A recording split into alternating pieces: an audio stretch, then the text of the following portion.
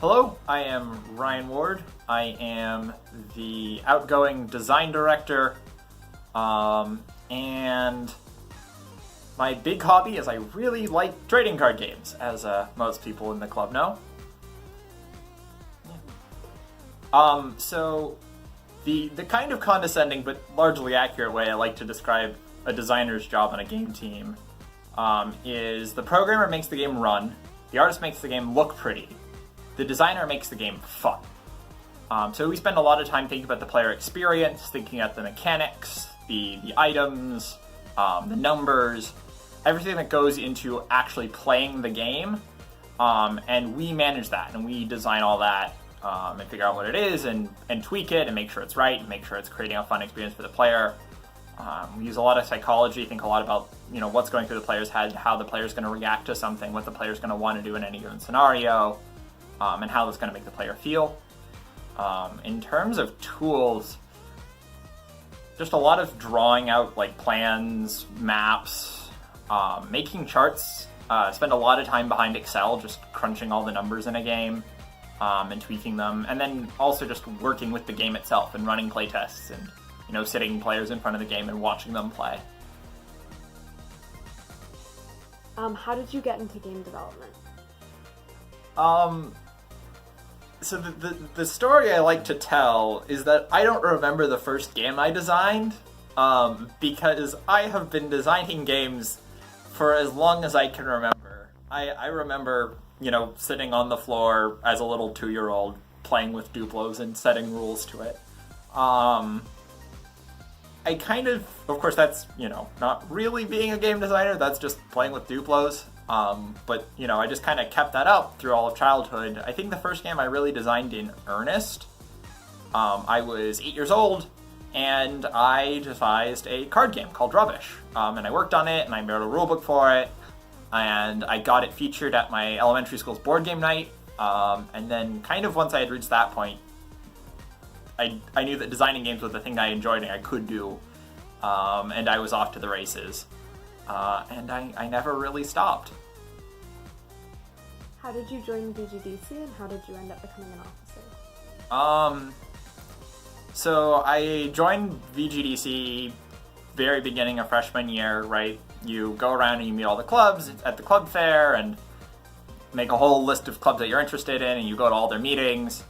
I made it in time to get to the VGDC team assignment meeting, applied for a team, because I knew that video game development was something I would want to do in college on some level. Got involved with that team. That was a fun time. Concurrent with that, I started going to design department workshops, and then I just had that on my calendar. I went to every single one over the course of the year, and eventually that devolved into me, the then design director Josh Wardlaw, then the then design officer Chris Peterson, and the then secretary Connor Stokes. And we just sat around the table for an hour every week at a scheduled time and talked whatever we wanted to about game design, and it was great. And then come the end of the year, when it was time to apply for officers, this was a club that I was spending a lot of time with every week just talking games, so I applied to be an officer and got accepted as a design officer. How did you end up first going into the game lab? Because that can be a scary experience for some people. My time in the game lab started with those design workshops. I would just, through all of freshman year, I only ever went in to the game lab for workshops, but just every week, that was when I just went in and hang out with these guys during the design workshops and during the writing workshops as well. Those were really fun. Kind of the same story, but different people, and we were talking about stories. I didn't really start going into the lab for its own sake until I was an officer, actually. Why should people join VGDC, and what positive experiences have you gained from this club? Oh goodness. That's such a broad question. There are so many answers. Join VGDC if you want to make games, right?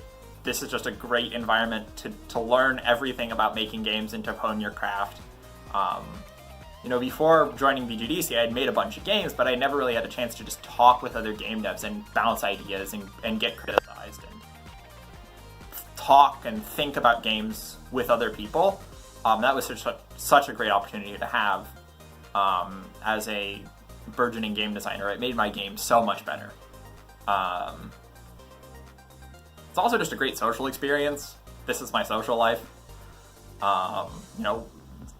I've been in so many different D&D crews spun off of VGDC and hang out in the game lab and all that fun stuff. Did I miss any parts of that question? Cool. What are some of your favorite memories from the club, if you have multiple? And like any fun personal stories or anything like that you want to share? Favorite memories from the club. I mean, those freshman year workshops were really fantastic. I always fondly remember just all those hours that I spent with, the senior officers just hanging out, talking game design and talking stories. That was a really fun time. I know this has come up in Meet the Officers before, but it really was fantastic. The old, not original, but last significant, really significant VGDC D&D crew on Fridays. That was a really good time. We spent a lot of hours in that. The current VGDC D&D crew, that's fun. I know, so many good experiences. I mean, there's the time that we were out at SGDA presenting a game, and then we got tired of SGDA, so half my game team just drove to Target, bought a bunch of pillows and blankets, drove to the game lab, and then sat on the floor and played card games and watched Twin Peaks. I know that one else has also come up in Meet the Officers, but again, it was just a really good time. Game jams are a blast. I don't think I've ever had a bad experience at a game jam. Yeah, that's a hard question. Do you have any advice for someone doing their first game jam? Their first game jam? Mm-hmm. Scope small and then scope smaller. This is a problem I have at game jams is I'm ambitious with my game jam scope. You really have room for like one mechanic. And you need to really be aggressive with that. Because the best game jam games I've made have all been just like, you have an area and you can move around and you have one fancy special way to attack, right? That's what Murdertron was. That's what Instrumental was, and those are games I'm both quite proud of. Scope small. Just work hard and have fun. It's exhausting, but it's just a really good experience to just get yourself out there and force yourself to practice and dive headlong. And go to game jams. I think that's the most important piece of advice about game jams is just go and really commit to it and block out your weekend and just give your 100% to the game jam and it'll be worth it. What was your first game project like through the club? Through the club. So my first game project was a project called Light the Way. And what Light the Way is it was pitched by a local high school's game development club. And they made some beautiful art for us, and they had a good idea, but they did not necessarily understand game development. So we had a control scheme, but we had no mechanics. We had some concept art, and we were expecting to work with them, but as soon as they pitched, they actually just disappeared. So we had this basic pitch and some concept art, and it was an idea that I was really excited about. It's a hack and slash Zelda-like, where you play as a 4-year-old girl fighting the incarnations of her fears.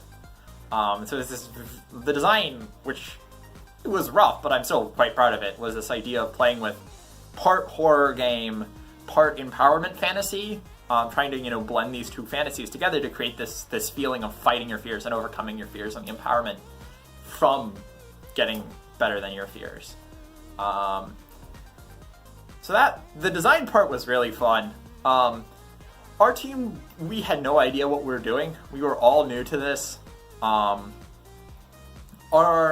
lead programmer was kind of problematic in the sense that he never shared his code with anyone, so the other programmers couldn't do anything because they just didn't have an up-to-date code base.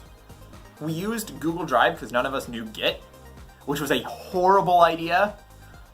This is a large contributing factor into why no one could do anything, because the lead programmer was the only guy who had any semblance of an up-to-date copy of the game to work on. Though even when we forced him to install Git, he never pushed to Git. He pushed to Git like once a week. Push to Git like once a day at least, please. So yeah, in the end we had one level and our basic attacks programmed. Most of the people fell off, and by the end it was basically just me by sheer will. Our audio guy, former audio director Brandon, who was fantastic. This is where we met. His score for that game, it's on the internet. It's really good. Because the rest of us were dealing with the programming problems. He just scored the entire thing off on his own while that was going on. Yeah, we never really got it to a good spot, but it was a fun experience. The design was good, and the music was good. At least I'd like to believe so. It sounds like that kind of inspired one of your future card games. Yes, Childhood Fears was originally pitched as Light the Way, the card game. I just wanted to see if I could adapt this hack and slash Zelda-like with a really weird design into a card game. That's where that game came from. Yes. The aesthetic of that game is ripped straight out of Light the Way. Like, if you see the Light the Way logo, it's that exact bubble font. And the little star icon is taken from the main weapon in Light the Way. Would you like to talk about some of the other games that you've created? Sure. Which ones? There have been some of your favorites. I don't know. There have been so many. Any that are particularly memorable for one reason or another? I mean, I personally am really proud of, and I think everyone else in that project is really proud of the fighting game card game we made last year. That was me, Sean Kim, who is now my successor. Itai was on that project. Eric Kim was on that project. And a few other people. And we made a fighting game card game, right? So the theme of a fighting game, a la, Street Fighter, what have you, but represented in a card game, which is a cool little genre that exists. That was, for the longest time, I had wanted to successfully adapt Rochambeau into a card game, because I think there's room to do that, and I've never seen it done well. So the core mechanic of that game was, in fact, hit beats block, block beats hit beats grapple, grapple beats block. And based on what your opponent just did, that incentivized you to use certain moves as you kind of go around back and forth doing moves on each other, trying to get in damage. We gave it kind of a spirits theme, so like you're fighting but you were channeling spirits, like magical spirits as you fought, which is kind of how we tied it into our card representation. That was cool. That was a cool game. It kind of died on the netcode, because we were trying to network it. But we got a table version of the game working, and that was fantastic. That was a lot of fun to play. I was a part of Franklin. I was on that team. That's a story. I think that is slowly being recorded in these interviews. I wouldn't call that my favorite, though. That was that was something else entirely. I was a part of We Don't Know What We're Doing. That was a fun project. The pitch for that project was everyone on that project did something other than what they are used to actually doing. So I was the artist. Riley, former writing director, current president, was our lead designer. Melina May, our former art director, was our programmer. No one was good at their jobs. No one had any experience. But we all just applied ourselves and tried hard and got to do something we would never get a chance to try out otherwise. And it was a lot of fun. Like, I had a great time drawing all these character art and seeing what I could actually draw if I put my mind and time to it. Everyone else's contributions to that project were fantastic. Like Riley's design was really good. Yeah, that was a really good time. That's really cool. What games inspire you as a developer, or like what are some of your favorite instances of design that you have seen in published games? I think the thing that really inspires me right now is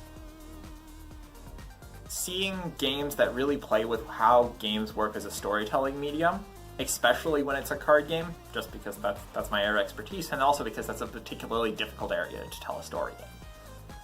Right? I am a firm believer that games are a really robust storytelling medium that we haven't really taken advantage of yet.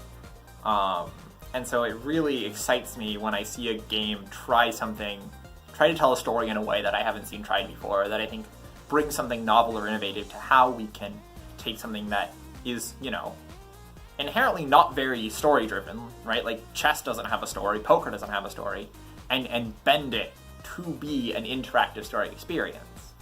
Right? So, like, Eternal is a game, one of my favorite games, and the campaigns aren't necessarily good storytelling, but they're really trying to tell a story in card game levels, and I think that's really exciting, and I like to see everything they do and where they succeed in really telling them powerful emotional beats purely through card gameplay, and where it falls short.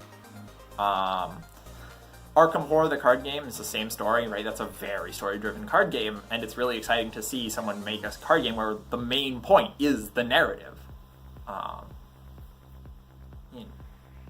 And then, yeah.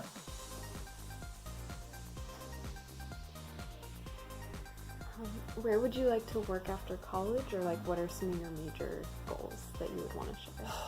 So my dream job is to work at Direwolf Digital, the company that makes Eternal. Be a part of the people who get to make the cool, innovative campaigns they do, and just make that game. I really like Eternal. WotC would be fun. Make Magic the Gathering. Basically any card game company, Fantasy Flight Games would be great. Of course, these companies don't employ that many designers, and they're the staff they have right now is pretty good, and they're pretty content. So, that's a bit of a pipe dream. If I can get a job working design basically anywhere, that would be fun, right? Because, yeah, card games is what I love to design, but at the end of the day, design is design, and being challenged to apply my design skills to something that I don't necessarily love the way I love card games would be a very fun and engaging challenge. And then failing that, I'm probably just gonna go program websites, because it's a thing I know how to do, and it's a thing that I know I can get a job doing, and it's a thing that I enjoy.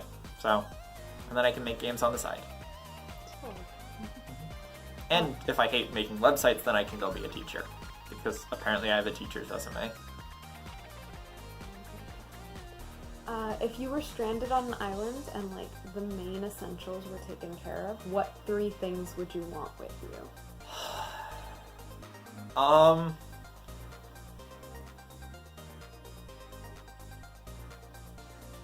3 things. Stranded on an island, essentials taken care of.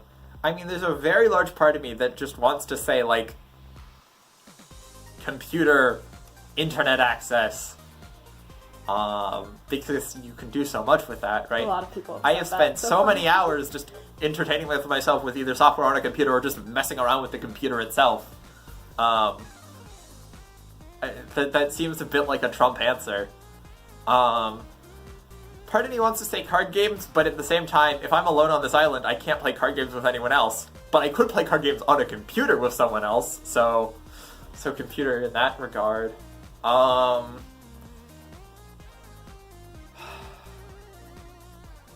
don't know, biking's fun. Maybe like a spin bike? There's food. Yeah, cooking's fun, but food's taken care of, so I don't need to worry about that. Books, but I read on my computer. So computer. So Covers computer, all. I don't, it's just such a Trump answer. That works. If you could have one superpower, what would it be? So back in high school, me and my friends puzzled this out, and we decided that the most unbeatable superpower, and I've heard this elsewhere, is the ability to control time.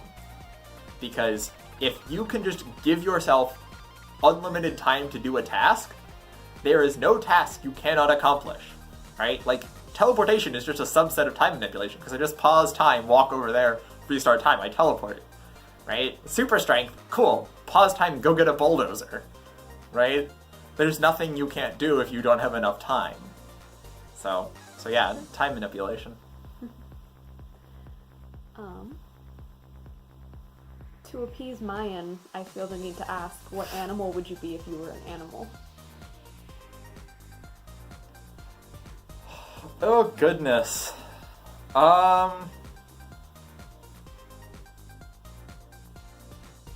If I was a kid, I would say bald eagle. As an adult, I still kind of stand by that answer, but I can't really justify it beyond cool factor. Like, I'm not particularly fond of fights or anything. Let's see. I mean, cat's a pretty trite answer. That's pretty appealing. I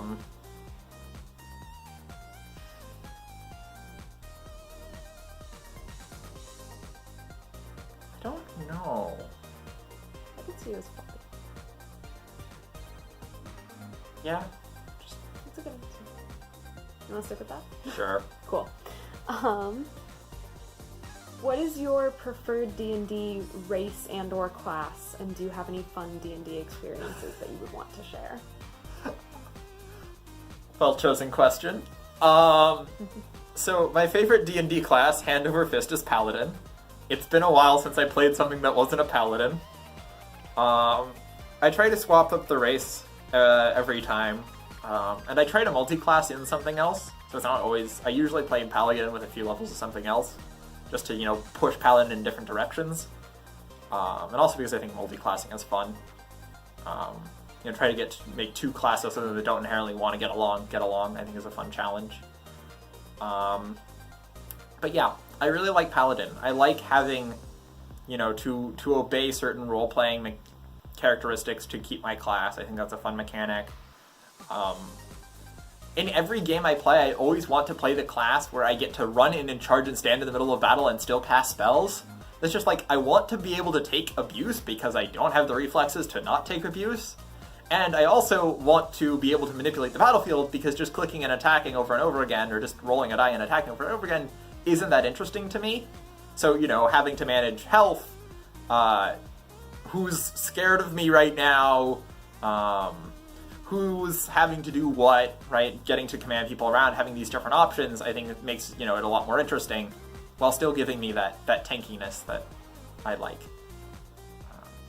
So I am very happy with Paladins. Do you have any fun, like, personal D&D experiences that you would want to share? Sure, I have D&D stories. I mean, I think one of my favorite D&D stories I like to tell is one of my first paladins was the Paladin Helm, who was a half-orc paladin of the God of Protection. And so his shtick was he was on the adventuring party to make sure that everyone else was alive. And everyone else on the party was kind of chaotic and really reckless. So that this means that I spent the majority of that campaign tackling my teammates to stop them from doing stupid things that would get themselves killed. Because it was my job to make sure they were alive, damn it. That was a fun time, just spending more time doing grapple checks on other PCs than anything else in that entire campaign. There are fun stories with, oh god, what was his name even? The old VGDC campaign, my character for that was a fun character. Not actually a paladin, a barbarian. And he was, you know, the very broody, loner, just hates the world character archetype. So he was very fun. I kept a spittoon with me in the actual D&D room so that I could, in real world, spit to punctuate his sentences. He had a penchant for decapitating heads and then doing things with said heads. Once he decapitated a guard in the middle of the street and then punted the head through a window into a child's bedroom. That was a fun time. Yeah. I can keep going, but I don't know how long you want this interview to be. Those are some fun characters. How many card games have you made in the last year? In the last year? Yes. Okay.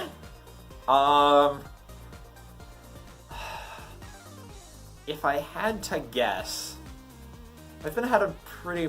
Okay, when was a year ago? A year ago was around my... No, I was still in the Netherlands a year ago. So that's everything I designed this summer, everything I designed while at school, everything in that last burst and that burst. It's hard to count, and I'm probably forgetting something. If I wanted to take a guess, I'm probably gonna say somewhere between a little less than 2 dozen to a little less than 3 dozen. Just about my pace. Reasonable. Yeah. Wow. Most of these don't go very far, but, I still have the design. Right. And finally, how do you respond to claims that you brainwash new members to play test your card games?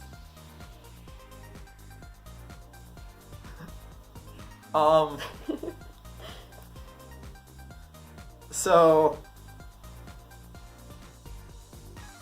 I would not say that I am brainwashing people.